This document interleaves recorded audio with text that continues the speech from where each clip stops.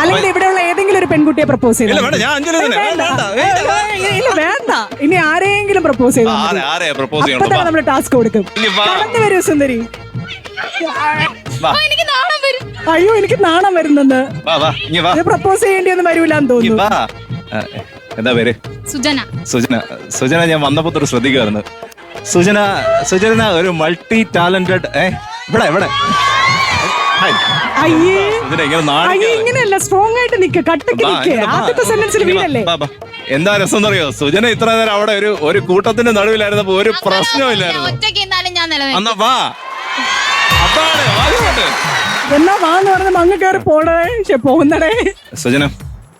സുജനക്ക് വേറെ boy friends ആരുമില്ല? ഇല്ല. സത്യം.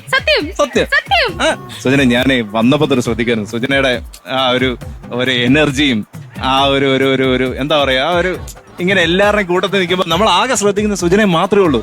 സത്യം പറയട്ടെ, എനിക്ക് ഭയങ്കര ഇഷ്ടമാണ്. 2-3 മക്കളൊക്കെ ഉണ്ട്. അത് സാരമില്ല. അതാ വീട്ടിലെ ഭാര്യയ്ക്കും കുട്ടികൾക്കൊക്കെ സമ്മതമാണെങ്കിൽ ഞാൻ റെഡി. ഇത്രയും ഗതികെട്ട ഒരു പ്രപ്പോസൽ കണ്ടിട്ടില്ല. Thank you. അപ്പൊ ഇതാണ് നമ്മുടെ റൗണ്ട്. ആദ്യം നമുക്ക് പരിചയപ്പെടാം. മോളെ പേര്? അൽമുനീഫ. മോളുടെ പേര്? ഹുസൈന. അൽമുനീഫ. അഭിരാമി. കമല. ഹായ്, നല്ല പേര് കമല. ഓക്കെ, അപ്പൊ ഞാനേ അവിടെ നിന്ന് തുടങ്ങാം. ശരി, അതായിരിക്കും. ഓക്കെ, അപ്പം താങ്കളുടെ അഭിനയ മുഹൂർത്തം വേറൊന്നുമല്ല. മാർക്ക് കിട്ടിയപ്പം 100-ല് 21 തോറ്റു. അപ്പം ഇതും കൊണ്ട് നേരെ വീട്ടിൽ ചെല്ലുവാണ്. വീട്ടിൽ ചെന്ന് കഴിയുമ്പം എങ്ങനെ അച്ഛനും അമ്മയും ഫേസ് ചെയ്യും ഒന്ന് കാണട്ടെ.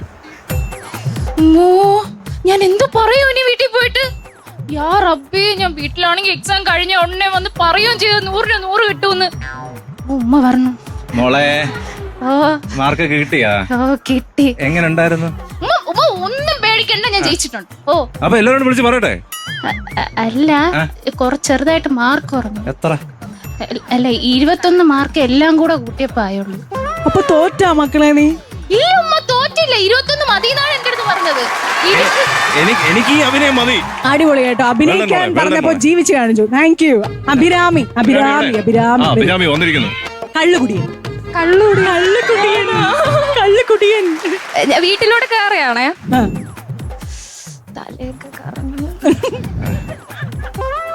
മോളെ, നീ ഏത് ബ്രാൻഡ് അടി അടിച്ചത്? അച്ഛാ, അതെനിക്കറിയാം. ഡാഡി എല്ലാ ദിവസവും അടിച്ചിട്ട് ഒന്നും ആവുന്നില്ല. ഇത് കേട്ടോടി, എനിക്ക് പോലും അറിയില്ല ഒന്നും. ഈ ജനറേഷൻ തൊലഞ്ചു പോച്ചു. എനിക്കറിയാം.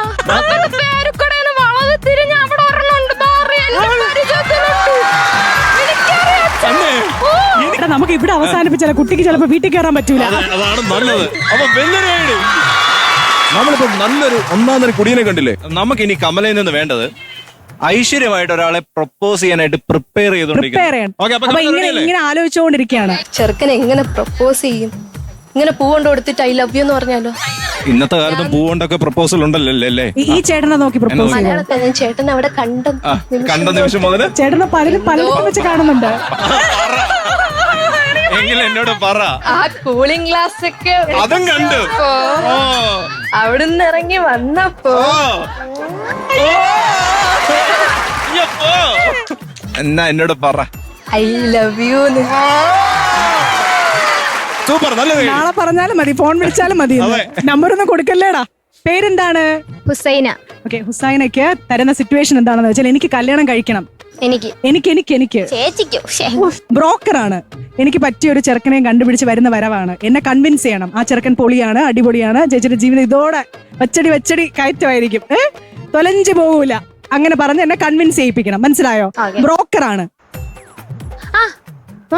പഠിത്തമൊക്കെ എന്തായി? അതൊക്കെ എപ്പോഴേ നിർത്തിയാ? നല്ല കാര്യം. അല്ലെങ്കിൽ ഇപ്പോഴത്തെ പെൺപിള്ളേര് പഠിച്ചിട്ട് എന്തുണ്ടാക്കാനാണ്? പഠിക്കണ്ട.